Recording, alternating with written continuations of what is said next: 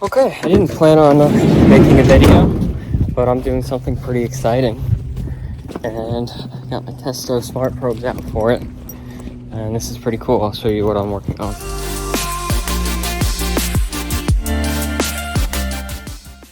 So if you see right there, that is the Ream boiler that I did warranty swap out on December 2022.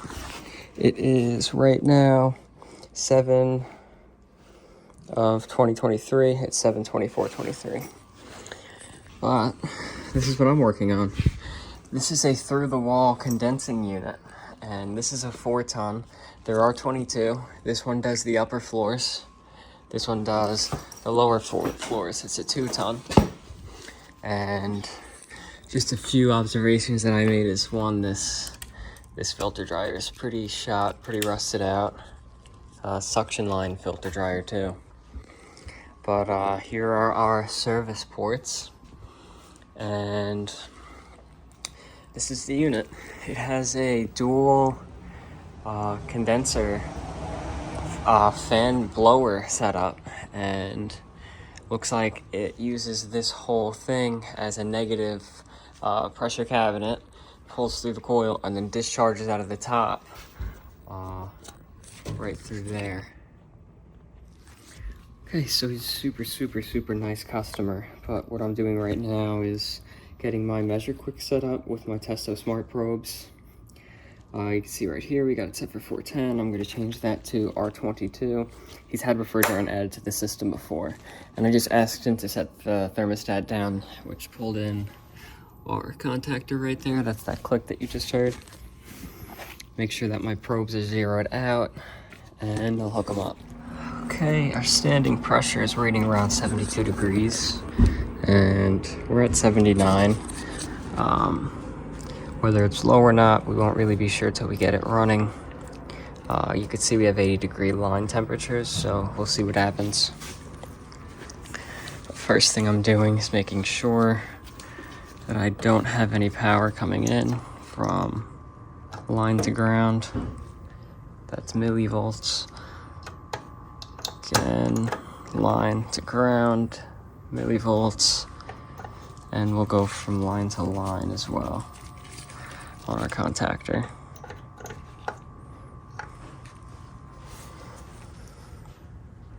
Nothing. So discharge that capacitor, pull out a lead,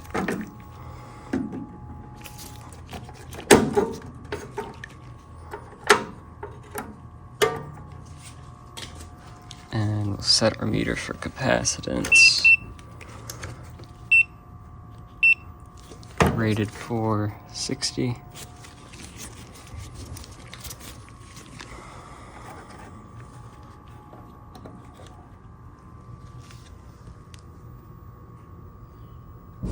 And 47.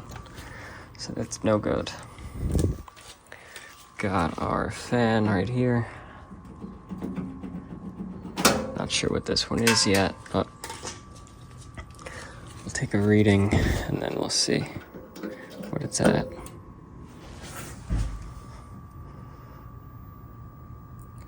.5. I'm gonna guess that's not good, but we'll see what it's rated for. Okay, so we got a 60, that's bad, and a 5, that's bad. And I'm hoping I could pull all these wires around and get it to one single 60/5 capacitor. Now this is the Titan Pro. Just using our stock of Titan Pros. Typically we use the Titan HDs, but we will go from Herm to Common and make sure that we get 60.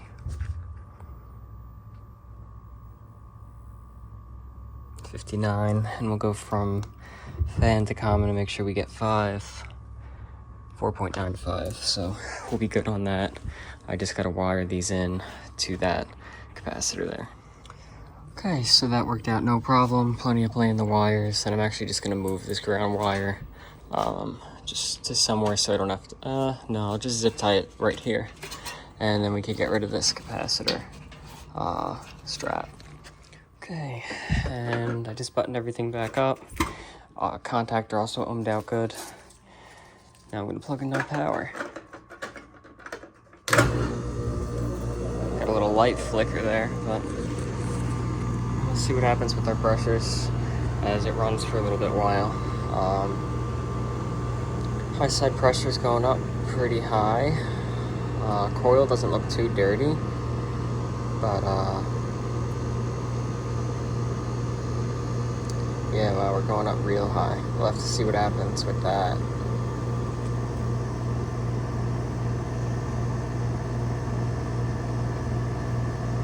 Make sure our fans are running. It feels like it is. Feels like it pulled in our cover, but I'll feel if it's discharging. Actually, our high side's starting to stabilize, but yeah, hopefully we get out of that freezing point, but we may end up needing some refrigerant. We'll see. Don't want to speak too soon. Okay, so our high side pressure is pretty high, so what I'm actually going to do is, before checking out our pressures, our low side is slowly coming up. I'm going to hook up a hose to the water heater and give the coil a nice rinse. Okay, so blower comes out for ease of serviceability. It says it right there. That was nice and easy. Some screws slid right out, no problem. I'm going to apply some cleaner on and then rinse it out. Okay, so while I let the chemical sit on the coil, I did go ahead and vacuum out all the rust and salt and sand that was sitting in here, because we are right by the water. And I hooked up my hose. Now I'm going to rinse that chemical out through the inside out to outside, because that's the opposite that air flows. But I need both hands because I want to be careful around all this electric to do that. Okay, so you can see that it is filling up with water slowly. It's pretty slow to drain, but I rinsed it very well from this side. And the water actually was running pretty cloudy. Here's the water here. But I did pull the panel and spray down on this side just to kind of remove as much as I could. The coil is very brittle. You can see if I touch it here, it's falling apart, so I don't want to destroy it. And he's planning on replacing these both next year. He's going to do some major renovations, so the goal is to just get him running and cooling well for this season. Okay, so I ended up not really recording that much on that. The units are old, and I guess just because the coil is so disintegrated and brittle, just really can't pull the heat out of that coil.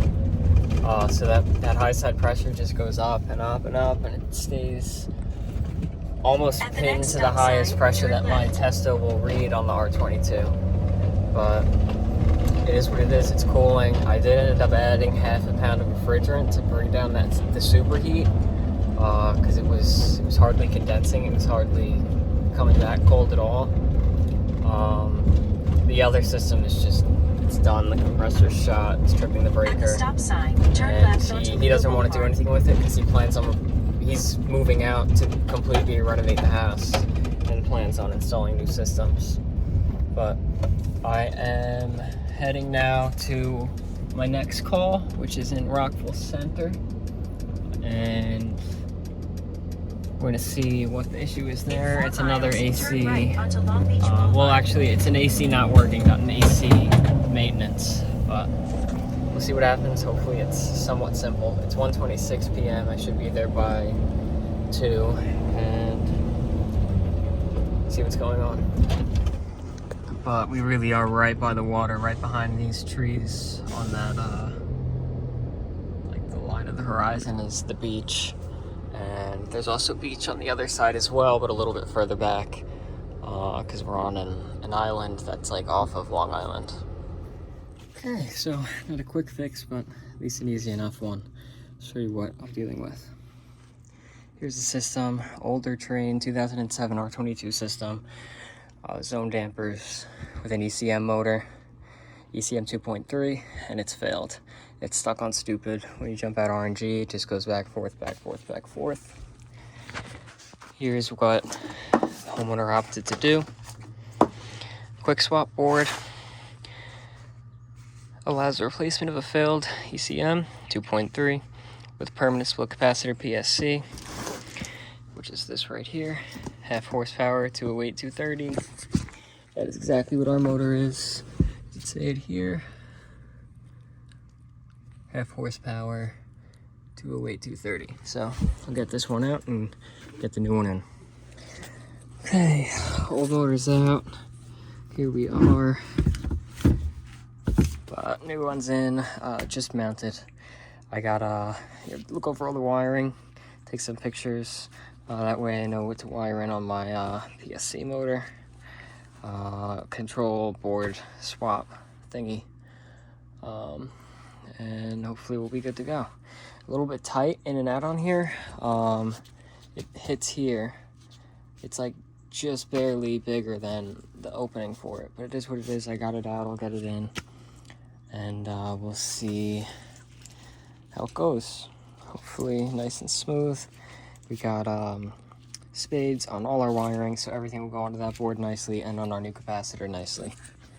Okay, so here's our 10 microfarad capacitor, and I have all my wiring eightened up, pulled in tightly. I still do have to get my rotation wires, which I'll do right now, but the wiring for this is very straightforward. You just wire it as if you were going to be replacing it directly with a ECM motor by connecting your ECM connections right onto the board. And I'll show you that. And then it's just as simple as transferring your wiring on the new motor. So here are our two wires, our two connections. This one up here and this one down here, which would go into the ECM motor. And here are our tappings off of our new PSC motor. So we have our high speed, our medium speed, our low speed, and our common. And this is 240 volt motor. We do have two hot wires coming in. So our common is another line of 120. But we have a red left over, and what I do is I cut it and I tape it, and just to prevent any issues from happening. But we don't need that because that's our low speed, and I wired it for high, medium, and medium low. And with our 10 microfarad capacitor, you're good to go for that. I always take a picture of my wiring on the new motor so I can reference it. But now we got turn power on, our board will do a little bit of communicating, and boom, we turn right on. I know it's loud, and I know it's not 100% accurate. The amp draw that I test now will be higher than what it is pulling typically, but I'll go on to my common leg, the other line of 240 right here. And we'll check our amp draw, and we got 3.6, 3.7. Now our motor is rated for 3.6, so when the door is closed, that will be less, but we know that now we have a good running fan motor, and he can run his air conditioning. What was happening was he was getting AC with no fan, so it wouldn't cool, but now we got that. It should start to cool down. It is an older 2007 R22 system, but we're keeping it alive for now. And we did that with a rescue motor, a 208 motor, and a Qwikswap V3 board. Now this is the second one that I've used this season because it gets them up and running the same day. Why wait and pay X amount of dollars for a direct replacement when you could just go with a Qwikswap that's just, at the end of the day, it's doing the same thing. And it's an old system. It doesn't need all that high-tech, fancy motors. Okay, so I finished up with that. It was a little bit annoying, that motor going in and out, and the whole fan assembly going in and out. It was just like so tight, and the metal was all like bent, so it was tough to get in. But that is the second time this season and the second time ever that I've used those Qwikswap boards. And the cool thing about this time, I was actually able to wire it up for multiple speeds, and it was cool to see the speeds change and to hear the actual motor running differently. But Boards used to terrify me, replacing boards. I remember the first board that I replaced with pipe tactor, it was a furnace and I couldn't do it, and Mike had to come. But now it's simple. It's just, we know where the wires go. Pretty much everything's labeled anyway. But hopefully you enjoyed watching the video. Like it if you liked it. Comment any advice or criticisms or feedback. And subscribe.